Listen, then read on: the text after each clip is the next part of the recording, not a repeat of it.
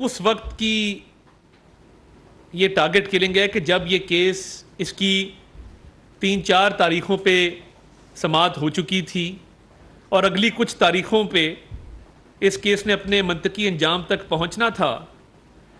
ये इंतहाई अफसोसनाक है कि अब्दुल रज़ाक शर, जो कि बार के बड़े सरगर्म रुकन भी थे, और इमरान खान साहब के खिलाफ जो संगीन गद्दारी का मुकदमा है, अगर अपनी स्क्रीन पे आप वो इमेजेस चला सकें कि अब्दुल रज़ाक शर ना सिर्फ दरख्वास्त गुजार थे इमरान खान साहब के खिलाफ संगीन गद्दारी के मुकदमे में, उसमें वकील भी थे, उसकी मुकम्मल पैरवी भी कर रहे थे, और पिछली चंद तारीखों पर इस केस में बहस भी हो चुकी थी। ये केस बलूचिस्तान हाई कोर्ट में ज़ेर समाअत है चीफ जस्टिस साहब की अदालत में।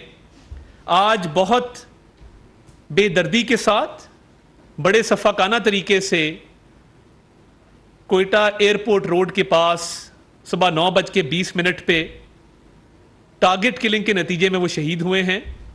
2 मोटरसाइकिल सवार जिन्होंने चेहरे ढांपे हुए थे, उन्होंने उनको निशाना बनाया और उनको शहीद किया। और ये मामूल का वाकया नहीं है।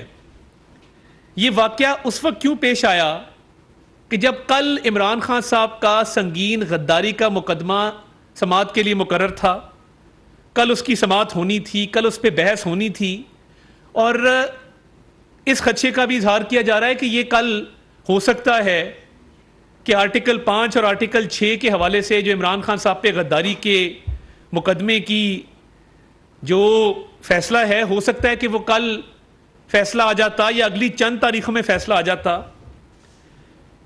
एक सीनियर वकील जो एक इस अहम नौयत के केस में इसकी पैरवी भी कर रहे थे, वकील के तौर पे पेश भी हो रहे थे, और सीनियर वकील जो अमानुल्लाह कंडरानी साहब हैं, उनको असिस्ट भी कर रहे थे। अमानुल्लाह कंडरानी साहब के भी आपने व्यूज सुने हैं, उनको भी असिस्ट कर रहे थे। तो उनकी टारगेट किलिंग के जिम्मेदार इमरान अहमद न्याजी साहब हैं। ये एक वकील का सफाकाना कत्ल है, ये इंसाफ का कत्ल है कि अब वकीलों की अगर टारगेट किलिंग आपने शुरू कर दी, और सिर्फ इस वजह से कर दी कि वो आपके खिलाफ संगीन गद्दारी के मुकदमे में अपना किरदार अदा कर रहे थे, आर्टिकल 5 आर्टिकल 6 के हवाले से पैरवी कर रहे थे। आप अपनी स्क्रीनों पे देख सकते हैं कि मुतवस्सित तबके से ताल्लुक रखने वाले एक सीनियर वकील, उनको दिन दिहाड़े कत्ल करवाया गया है। और इसमें इमरान अहमद न्याजी साहब के खिलाफ जो कत्ल का मुकदमा दर्ज होगा, मुकम्मल तफ्तीश होगी। एक वकील को इतने भोंडे तरीके से, इतनी सफाकी से कत्ल कर देना, शहीद कर देना, क्योंकि सिर्फ वो आपके केस की पैरवी कर रहा था। आपके खिलाफ गद्दारी के मुकदमे में आपको यह खदशा था कि बाकी केसेस में तो आपको स्टे ऑर्डर मिल जाता है, आपको बाकी केसेस में रिलीफ मिल जाता है, चोरी चकारी के, डकैती के, करप्शन के केसेस में।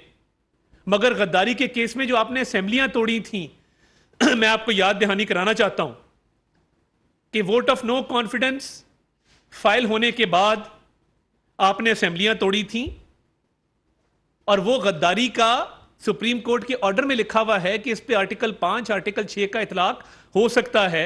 उस हवाले से ये केस बलूचिस्तान की हाई कोर्ट में ज़ेर समाअत था, और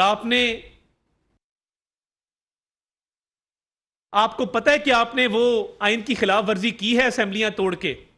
आपको पता है कि आप गद्दारी के मुर्तकिब हुए हैं। आपको पता है कि आर्टिकल 5 और आर्टिकल 6 आप पे लग सकता है। आपने एक वकील को, एक इंसाफ के लिए अदालत के दरवाजे पे खड़े दरखास्त गुजार को, एक ऐसे शख्स को जिसकी बार में बहुत इज्जत थी, जिसकी सलाहियतों का, जिसकी पेशा वाराना महारत का हर वकील गवाही देता है, उसकी टारगेट किलिंग करवाई। कत्ल के मुकदमे में तो आप नॉमिनेट होंगे, आपको नामजद बिल्कुल किया जाएगा, मगर मैं ये अपनी अवाम को ये बताना चाहता हूं कि ये वकील का कत्ल ये कोई आम वाकया नहीं है, क्योंकि ये एक मिलिटेंट जमात बन चुकी है। ये जो 9 मई के वाकयात थे, आपका क्या ख्याल है? कोई पुरअमन जमात, कोई जमहूरी जमात सोच भी सकती है इस तरह के पुरतशद्दद वाकयात में हिस्सा लेने का, या इनकी प्लानिंग करने का, या ऐसी मनसूबाबंदी करने का? ये एक मिलिटेंट जमात है, ये एक दहशतगर्द जमात है, जिन्होंने तशद्दुद के जरिए, आज नहीं 2014 के धरनों में आप देख लें, लॉ एनफोर्समेंट एजेंसीज के ऑफिसर्स को निशाना बनाना, पुलिस ऑफिसर्स को तशद्दुद का निशाना बनाना, पीटीवी को जला देना, पार्लियामेंट के गेट तोड़ देना, कब्रें खोद देना, तब सजा हुई होती तो 9 मई के वाकयात ना होते। फिर 9 मई को जो हुआ वो भी इसी जमात के दहशतगर्द विंग ने किया, इनके दहशतगर्दों ने ये वाकयात किए। और अब नौबत यहां तक आ गई है कि एक वकील जो आपके खिलाफ केसेस की पैरवी कर रहा हो, आपके खिलाफ दरखास्त गुजार हो, आप उसको कत्ल करवा दें। इमरान खान साहब, आप इस केस से बच नहीं सकेंगे। ये जो आपने एक वकील का खून बहाया है कोयटा के अंदर, आपको इसका जवाब देना होगा। इस कत्ल के केस में ना सिर्फ आपकी नॉमिनेशन होगी, बल्कि आपको हर तारीख पे आके पेश भी होना पड़ेगा। और अगर इसमें नॉमिनेशन के बाद गिरफ्तारी मतलूब हुई तो आपको गिरफ्तारी भी देनी होगी। आप खातिर जमा रखिएगा, हुकूमत पाकिस्तान इस मामले पर पूरी तरह कमिटेड है कि वकला की जानो माल का तहफ़्फ़ुज़ हम अपनी जिम्मेदारी समझते हैं। मेरा भी ताल्लुक इसी कम्युनिटी से है और हमने अभी लॉयर्स प्रोटेक्शन बिल लेके आए, वकला की वेलफेयर के काम कर रहे थे। और एक ऐसा लीडर जो पुरतशद्दद वाकयात में खुद मुलव्विस है, उनकी मनसूबाबंदी करता है, अपने लोगों को तशद्दुद की तरगीब देता है, प्लानिंग करता है, जलाओ घेराव में बिलीव करता है, मार कुटाई में, तशद्दुद में बिलीव करता है, उसने आज एक वकील को शहीद किया सिर्फ इस वजह से कि वो आर्टिकल 5 और आर्टिकल 6 की कार्रवाई से बच जाए। संगीन गद्दारी तो आपने कमिट की है, असेंबलियां आप तोड़ नहीं सकते थे। आइन में दर्ज है कि जब वोट ऑफ नो कॉन्फिडेंस आ जाए तो असेंबलियां नहीं टूट सकती। आपने जो एडवाइस दी असेंबलियां तोड़ने की, वो आइन की खुल्लम खुल्ला खिलाफ वर्जी है। सुप्रीम कोर्ट इस पे कमेंट कर चुका और अलग मुकदमा दायर करने के लिए ये केस चल रहा था कि आर्टिकल 5 लगेगा, आर्टिकल 6 लगेगा कि नहीं लगेगा, आप पे संगीन गद्दारी का मुकदमा होगा कि नहीं होगा। ये इंतहाई अफसोसनाक है और बलूचिस्तान गवर्नमेंट को, लॉ एनफोर्समेंट एजेंसीज को ये हिदायत जारी कर दी गई हैं कि इसकी शफाफ तहकीकात की जाए, हर किस्म के वसाइल बरूए कार लाए जाएं और इमरान नियाजी साहब इस केस में नॉमिनेट हों, क्योंकि मोटिव सिर्फ इमरान नियाजी का इस केस में था और किसी शख्स की ना उनसे दुश्मनी थी, ना उनसे कोई लेन देन था, ना उनसे कुछ झगड़ा था, ना कोई तनाज़ा था। सिर्फ एक केस जिसकी वह पैरवी कर रहे थे, जिसमें वो दरख्वास्त गुजार थे। और ये हमेशा बलूचिस्तान से इंसाफ की आवाज़ उठी है, वो वकला तहरीक हो, वो कुर्द साहब की कुर्बानी, और ये हमारी बलूचिस्तान बार बहुत कुर्बानियां दे चुकी है। आपको याद होगा कि जो हमला हुआ था बलूचिस्तान कचहरी में, उसमें मुतअद्दिद वकला ने जामे शहादत नोश किया था। वहां पे बार को सफ़े हस्ती से मिटाने की कोशिश की गई थी। आज फिर बलूचिस्तान की धरती पे ये बहुत अफसोसनाक वाकया रूनुमा हुआ है और इसके पीछे इमरान नियाजी साहब के हाथ हैं, जो खून में रंगे हुए हैं, जो करप्शन में पहले रंगे हुए थे, वो हाथ खून में रंगे हुए हैं कि दिन दहाड़े एक वकील को कत्ल करवा देना, उसकी टारगेट किलिंग करवा देना। तो ये तो पहले भी रिपोर्ट्स आती रही हैं कि जो सियासी जमातें जिनके मिलिटेंट विंग हैं, जो दहशतगर्दी के वाकयात में मुलव्विस हैं, जो पेट्रोल बम बनाते हैं, जो दहशतगर्दों को पनाह देते हैं जमान पार्क में, जो अपनी सियासी एक्टिविटीज को इस्तेमाल करते हैं दहशतगर्दी की कार्रवाइयों के लिए, जो जिनका लीडर आके बताता है कि पेट्रोल बम बनाने का तरीका क्या है, और ये बड़ी आम सी बात है, पेट्रोल बम तो बन जाते होते हैं, तो ये पेट्रोल बम तो कोई रॉकेट साइंस नहीं है, ये इस तरह बनता है। जिनका लीडर टीवी पे आके ये बात करे, उससे क्या वईद है कि वो अपनी साख को बचाने के लिए, अपने आप को संगीन गद्दारी के मुकदमे से बचाने के लिए इस तरह की कभी मकरू हरकत नहीं करेगा। इमरान न्याजी के हाथ जो करप्शन से रंगे हुए थे आज खून में रंगे गए हैं, और मेरा दिल बहुत दुखी है, रंजीदा है, मेरे पास अल्फाज नहीं है कि ये किस तरह से हो गया कि आज एक सीनियर वकील को टारगेट किलिंग का निशाना बना के तो उनको अपनी जान से हाथ धोने पड़े। मैं आज बड़ा जज्बाती हूं इस मामले पे, और इसकी टाइमिंग देखें आप कि 2-3 तारीखें हो चुकी थी, अगली तारीख पे हो सकता है फैसला आ जाता। इमरान न्याजी साहब अगर अब टारगेट किलिंग पे आ गए हैं और अपने मुखालफीन को या उन लोगों को जो उनके खिलाफ केसेस की पैरवी कर रहे हैं उनको डराना धमकाना चाहते हैं और उनको ये पैगाम देना चाहते हैं कि मेरे खिलाफ केसेस की पैरवी मत करो वरना अंजाम यही होगा, तो मैं इस मामले पे उनको कहना चाहता हूं कि हम ना पीछे हटेंगे, ना हम इस खून को रायगां जाने देंगे। जब अब्दुल रज़ाक शर्फ साहब का खून आज कोयटा एयरपोर्ट रोड पे आपने बहाया है, हम और तेजी के साथ आपके खिलाफ जो करप्शन के केसेस हैं उनकी पैरवी करेंगे। हम ना झुकने वाले हैं, ना डरने वाले हैं, ना पीछे हटने वाले हैं। और आप पे ये कत्ल की एफआईआर होगी और आप किसी स्टे ऑर्डर के पीछे नहीं छुप सकेंगे, आप किसी बेल के पीछे नहीं छुप सकेंगे। आप एक कोर्ट में जाते हैं, 12-12 बेलें आपको दी जाती है, ये नतीजा निकला है। आज इमरान न्याजी अगर जेल के पीछे होता 190 मिलियन पाउंड की करप्शन केस में या तोशाखाना केस में, तो आज ये वकील, इनकी जान ना जाती अब्दुल रज़ाक शर्फ साहब की, आज वो बच जाते। उनको आज अपनी जान से हाथ धोना पड़ा क्योंकि इमरान खान साहब को आला अदलिया की तरफ से रिलीफ मिलता है। उनको जेल से बुला के कहा जाता है गुड टू सी यू, उनको जेल से बुला के कहा जाता है कि इनको सहूलियात दें, इनको फैसिलिटेट करें, इनकी मुलाकातें करवाएं, इनको कंफर्टेबल रखें, और फिर इनको रिहा कर दिया जाता है। तोशाखाना पे स्टे दे दिया जाता है, लोअर जुडिशरी के जजेस को रोक दिया जाता है कि इमरान खान के खिलाफ प्रोसीड नहीं करना आपने।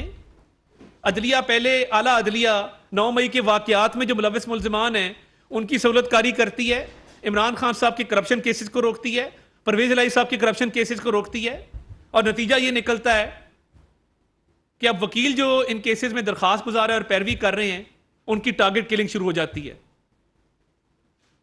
इमरान खान साहब, हमें अंदाजा था कि आप अपनी करप्शन बचाने के लिए किसी भी हद तक जा सकते हैं, मगर हमें यह अंदाजा नहीं था कि बहीमाना तरीके से, सफाकाना तरीके से एक वकील को शहीद कर दिया जाएगा और उसको सिर्फ इस गुनाह की सजा मिलेगी कि वो आपके खिलाफ संगीन गद्दारी के मुकदमे में वकील है और दरखास्त गुजार है।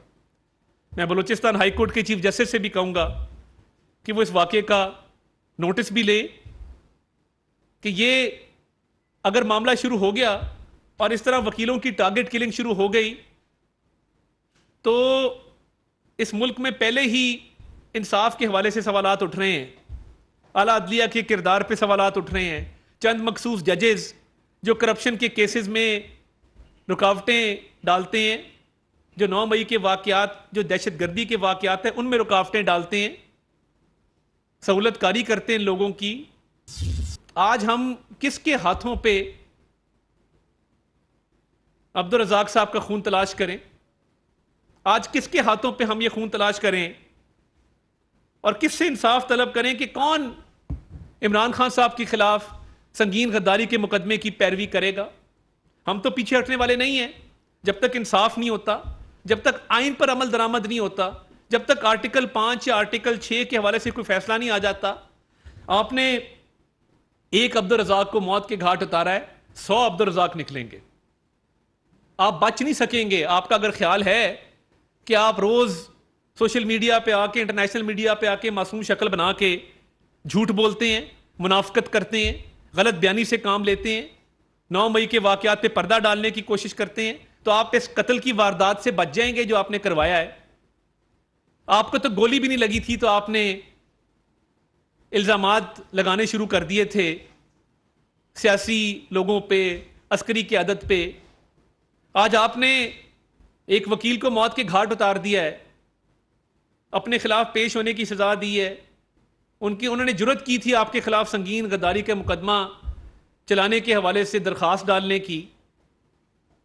ये वो क्रिमिनल माइंडसेट है, ये वो शरपसंदी का माइंडसेट है, ये वो एक दहशतगर्द का माइंडसेट है जो अपनी ज़ात को पाकिस्तान से भी आगे रखता है, जो ये समझता है कि उसकी ज़ात इतनी अहम है कि जलाओ घराव किया जाए, पाकिस्तान की अहम तनसीबात को आग लगा दी जाए, मगर मेरी करप्शन पे बात ना की जाए। ये वो शख्स है जो समझता है कि अपनी ज़ात को संगीन गद्दारी के मुकदमे से बचाने के लिए अगर कत्ल भी करना पड़े तो मैं वो कत्ल भी कर दूं।